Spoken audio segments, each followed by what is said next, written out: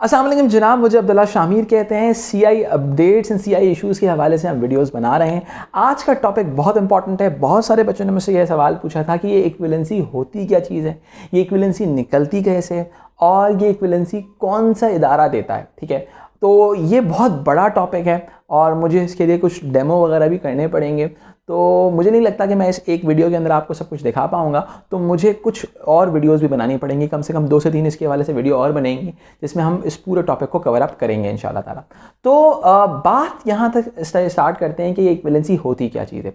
देखिए, इस चीज़ को समझने के लिए आपको एक चीज़ को समझना होगा कि देखिए, सीआई एक बोर्ड है, पाकिस्तान के जो बोर्ड्स हैं वो डिफरेंट बोर्ड्स हैं। ठीक है, हमारा सिस्टम और सीआई का सिस्टम जो होता है, पाकिस्तान का सिस्टम और सीआई का सिस्टम होता है, वो थोड़ा डिफरेंट है।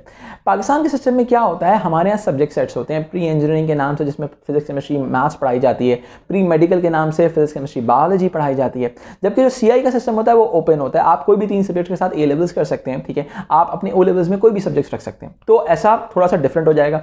अब मसला ये है कि आपने सीआई वाले बच्चों को, यानी कि ए लेवल्स वाले बच्चों को आपने पब्लिक यूनिवर्सिटीज़ में एडमिशन देना है, तो उनको किसी एक सिस्टम में लाना होगा। एक्चुअली वो इक्विवेलेंसी वो ब्रिज है जिसके थ्रू एक सीआई का बच्चा जो होता है, यानी कि जो एक ए लेवल्स का बच्चा होता है, वो पाकिस्तान के सिस्टम के अंदर एंटर होता है। ठीक है, तो इसका प्रोसेस क्या होता है उसके हवाले से हम बात करते हैं। सबसे पहले हम बात करते हैं ये कौन सा इदारा देता है। ये आईबीसीसी के नाम से एक इदारा है पाकिस्तान के अंदर, सही है। इंटर बोर्ड चेयरमैन कमेटी करके है इदारा। ठीक है, यानी committee chairman, inter board committee chairman है आई थिंक। तो वो इदारा है जो एक्चुअली पाकिस्तान में 2 काम करता है, एक इक्विवेलेंसी देता है और दूसरा अटेस्टेशन प्रोवाइड करता है पाकिस्तान के अंदर।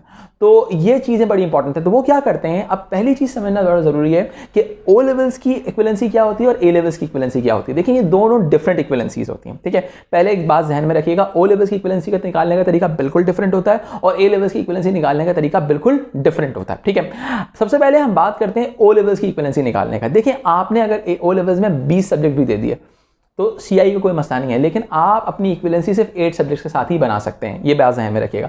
तो आप अपने कोई भी 8 बेस्ट सब्जेक्ट्स उठाएं जिसमें आपके बेस्ट ग्रेड्स हों, आप उसके थ्रू इक्विवेलेंसी बना लें, कोई मसले की बात नहीं है। ठीक है, लेकिन उसमें एक और बात का ख्याल रखना होगा, अगर आपका इंजीनियरिंग करने का इरादा है या मेडिकल की साइड पर जाने का इरादा है, तो आपने अपने 8 सब्जेक्ट्स वो उठाने जिसमें ऑप्शनल सब्जेक्ट्स में फिजिक्स केमिस्ट्री बायोलॉजी या फिजिक्स केमिस्ट्री मैथ्स वगैरह होना ज़रूरी है। ये चीज़ ध्यान में रखिएगा लाजमी, अदरवाइज आपको इंजीनियरिंग यूनिवर्सिटीज़ या मेडिकल यूनिवर्सिटीज़ में एडमिशन नहीं मिलेगा। एक्चुअली आईबीसीसी क्या करता है, हमारे जो ओ लेवल्स के बच्चे होते हैं, ए लेवल्स के बच्चे होते हैं, इन बच्चों को स्ट्रीम्स में डिवाइड कर देता है। एक स्ट्रीम है साइंस वाली, इसमें प्री इंजीनियरिंग और प्री मेडिकल आ जाता है, और दूसरी स्ट्रीम है ह्यूमैनिटीज़ और कॉमर्स वाली। ठीक है, अगर आपको ह्यूमैनिटीज़ एंड कॉमर्स की तरफ जाने का प्लान है तो आप किसी भी चीज़ वाले से इक्विवेलेंसी बना सकते हैं, कोई मसले की बात नहीं है। किसी भी सब्जेक्ट के जो बेस्ट सब्जेक्ट है आप वो बनवा लें। लेकिन अगर आपका प्लान इंजीनियरिंग या मेडिकल की तरफ जाने का है तो आपने अपनी इक्विवेलेंसी साइंस सब्जेक्ट के साथ ही बनानी चाहिए। ठीक है, अब हम बात करते हैं इक्विवेलेंसी का प्रोसेस स्टार्ट कैसे होता है। देखिए, ए लेवल्स के हर ग्रेड को आईबीसीसी ने कुछ नंबर्स असाइन कर दिए कि भाई इस ग्रेड के ऊपर हम ये नंबर्स देंगे, ताकि और फिर उन तमाम नंबर्स को ऐड ऑन करने के बाद वो एक पर्टिकुलर तरीका होता है उसका परसेंटेज निकालने का, उस तरीके के थ्रू आपका एक परसेंटेज या नंबर्स असाइन कर दिए जाते हैं। ऐसा प्रोसेस होता है। अब मैं आपको थोड़ा सा डिटेल में समझाता हूँ, और बहुत सारे लोगों के इसके वाले से मिथ्स भी हैं कि भाई 10% माइनस हो जाता है, 20% माइनस हो जाता है, 15% माइनस हो जाता है। मैंने 25% तक भी सुना है कुछ लोगों को। ये सिर्फ मिथ्स हैं, इसकी कोई ना कोई बैकग्राउंड स्टोरी है, उसको समझना बहुत ज़रूरी है।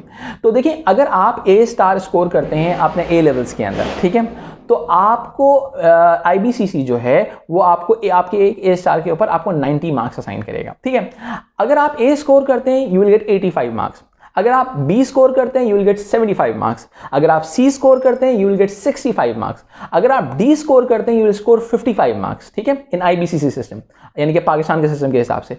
अगर आप ई स्कोर करते हैं यू विल गेट 45 मार्क्स। ठीक है, बहुत सारे बच्चे ये सवाल पूछते हैं क्या ई ग्रेड पे हमारी इक्विवेलेंसी बन जाएगी? जी बिल्कुल बन जाएगी, लेकिन 45 मार्क्स के साथ बनेगी। ठीक है, आप वो पासिंग रेट समझा जाता है। अगर आपने ई से नीचे आएगा तो ऑटोमेटिकली वो फेल डिक्लेयर किया जाएगा। अब बहुत सारे बच्चे ये कहते हैं, सवाल पूछते हैं कि भाई अगर हमने ए स्टार स्कोर किया तो हमें 90 मार्क्स क्यों मिल रहे हैं, हमें 100 क्यों नहीं मिल रहे? तो भाई अगर आपके सारे ए स्टार्स हैं तो क्या आपको 100% परसेंटेज दे दी जाए, ठीक है। यानी कि इंटर के जो बच्चे 93 94 के ऊपर जो पोजीशन स्कोर कर रहे हैं आपको उनसे भी ज़्यादा मार्क्स दे दिए हैं, तो ऐसा पॉसिबल नहीं है, वो कभी भी ऐसा नहीं कर सकते, ठीक है। तो उन्होंने, और आपने जो ए स्टार स्कोर किया, आपने तो 100% पे स्कोर नहीं किया, आपने तो ए स्टार स्कोर किया है, हमारे ए लेवल्स के बच्चे ने वो 85 या 80% के ऊपर स्कोर किया है, ठीक है। तो ऑटोमेटिकली ये बात, और तो कुछ सब्जेक्ट में अगर थ्रेशोल्ड नीचे चला जाता है तो ए स्टार 50% पे भी स्कोर होता है। तो बात ये नहीं कि आप उसको यहाँ से कंपेयर नहीं कर सकते। और 90% अगर आप इंटरमीडिएट की बात करें और अगर आप ओ लेवल्स की या मैट्रिक सिस्टम की बात करें तो 90% बहुत कम बच्चों का आता है, बहुत कम। If you get 90% marks it means कि आप बहुत सुपीरियर हैं, बहुत सारे बच्चों से आगे हैं, ठीक है। तो और जो पोजीशंस भी आती हैं वो 90 to 93% पर आती हैं। तो ऐसी सिलसिला होता है आपके इंटरमीडिएट बोर्ड का। तो अगर आपने ए लेवल्स के अंदर भी अगर आपने ए स्टार स्कोर कर लिया तो इट मीन्स कि आप एक्सेप्शनल स्टूडेंट्स में काउंट होते हैं, आपकी इक्विवेलेंसी भी बहुत अच्छी बनेगी, ठीक है। तो अब थोड़ा सा प्रोसेस की तरफ आते हैं। ये प्रोसेस होगा किस तरह से। आप ओ लेवल्स की इक्विवेलेंसी की बात कर रहा हूं, मैं ए लेवल्स की इक्विवेलेंसी की बात नहीं कर रहा। ए लेवल्स की इक्विवेलेंसी डिफरेंट तरीके से बनेगी, ओ लेवल्स की डिफरेंट तरीके से बनेगी। अब आते हैं ओ लेवल्स की। लेट्स सपोज आपके 8 सब्जेक्ट्स, जिसमें से 5 कंपलसरी सब्जेक्ट थे, English, Urdu, Islamia, Pakistan studies and maths, ये 5 कंपलसरी थे और 3 आपने ऑप्शनल ऐड ऑन किए, ये 8 सब्जेक्ट हो गए। इन 8 सब्जेक्ट का डिफरेंट स्कोर किया, किसी में आपने ए स्टार था, किसी में ए था, किसी में बी था, किसी में सी था, किसी में डी था, किसी में ई था, और मिलाने के बाद आपके लेट्स सपोज 720 मार्क्स बन गए, ठीक है। अब क्या करना है, मैं इसकी जो वेबसाइट है उसका भी आपको लिंक शेयर कर दूंगा ताकि आपको आसानी हो जाए उसको क्लियर करने के हवाले से। आपके 720 मार्क्स बन गए। अब 720 मार्क्स को आप मल्टीप्लाई करेंगे 900 से और डिवाइड करेंगे 800 से, ठीक है। यानी कि एक्चुअली उन्होंने अपने लोकल सिस्टम के साथ लिंक करने के लिए क्या किया कि भाई आपके टोटल मार्क्स जो होंगे वो आउट ऑफ 900 आएंगे, ठीक है।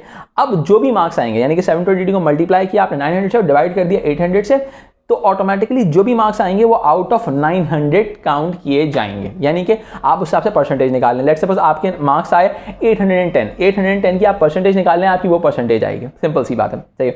810 मल्टीप्लाई बाय 100 डिवाइड बाय 900 कर दें, आपको जो आंसर आएगा वो आपकी परसेंटेज होगी। और मैं मैट्रिक सिस्टम के हवाले से बता दूं कि अगर मैं गलत ना हूं तो आप अगर 80% से ज़्यादा आपकी परसेंटेज है तो आपका ए प्लस काउंट किया जाता है, और अगर आप 70% से ज़्यादा है तो आपका ए काउंट किया जाता है, ठीक है। और अगर आपका 60% से ज़्यादा है तो आई थिंक बी काउंट किया जाता है, और आई थिंक 60% से ज़्यादा होने के बाद आपका सी काउंट किया जाता है, और डी होता है उनके पास 50% से ऊपर, if I am not wrong, ठीक है। अगर मैं गलत हूँ तो मुझे माफ़ कीजिएगा, सही है। और उसके नीचे जो होता है उनका DE होता है, एंड देन उनका F ग्रेड की तरफ जाता है। 33% तक भी वो पास डिक्लेयर हो जाता है वहाँ पे। तो आप परेशान ना हो, आप इसके मार्क्स निकाल लें, तो आप 810 मल्टीप्लाई बाय 100 डिवाइड बाय 900 कर लें, जो परसेंटेज है आपका ग्रेड भी डिक्लेयर हो जाएगा इसके अंदर, और आपका जो मार्क्स होंगे वो 900 में से आउट ऑफ 900 होंगे, ठीक है। ये बात हो गई, ओ लेवल्स की बात साइड पे हो गई। अब यहाँ पे आगे आपने लिंक नहीं करना है इसको। ए लेवल्स में आपने कोई भी मार्क्स लिया, ठीक है, आपने ए लेवल्स में कोई भी मार्क्स किया, लेट्स सपोज ए लेवल्स में तीनों ए स्टार्स आ गए, आपने 90 स्कोर किया, यानी कि आपके 270 मार्क्स हो गए, ठीक है। आपकी जो ओवरऑल इक्विवेलेंसी बनेगी वो कैसे बनेगी, 270 ये जो आपके ए लेवल्स के मार्क्स हैं, जो आपके पुराने मार्क्स है लेट्स सपोज 720 थे, सही है, उन दोनों को ऐड ऑन किया जाएगा, और सही है, वो आउट ऑफ 1100 आपको दे दिए जाएंगे। आपकी फाइनल इक्विवेलेंसी बन गई उसके हवाले से, ठीक है। आपकी यानी कि आपके लेट्स सपोज 720 थे आपके पहले ओ लेवल्स में, 270 थे आपके कब 270 थे आपके ए लेवल्स के अंदर, तो 990 हुए, 990 आउट ऑफ 1100 आपके मार्क्स मिल गए। अब आप इसका परसेंटेज निकाल लें, आपका काम हो गया। तो इस तरह से पूरा प्रोसेस होता है जिसके थ्रू इक्विवेलेंसी होती है। आप IBCC की वेबसाइट के ऊपर अप्लाई भी कर सकते हैं इक्विवेलेंसी के लिए, और इस हवाले से जो लाइव डेमो है इंशाल्लाह ताला मैंने अपनी नेक्स्ट वीडियो में ज़रूर दूंगा। आपको वीडियो कैसी भी लगी आप मुझे ज़रूर बताइए कमेंट्स के अंदर, और अपने कोई सवालात कमेंट्स में ज़रूर आगाह कीजिएगा। मेरी कोशिश होगी आपके तमाम सवालात का जवाब दे सकूँ। अपना बहुत ख्याल रखें। इसके साथ ही अब्दुल्ला शामीर को दीजिए इजाज़त। अल्लाह हाफ़िज़।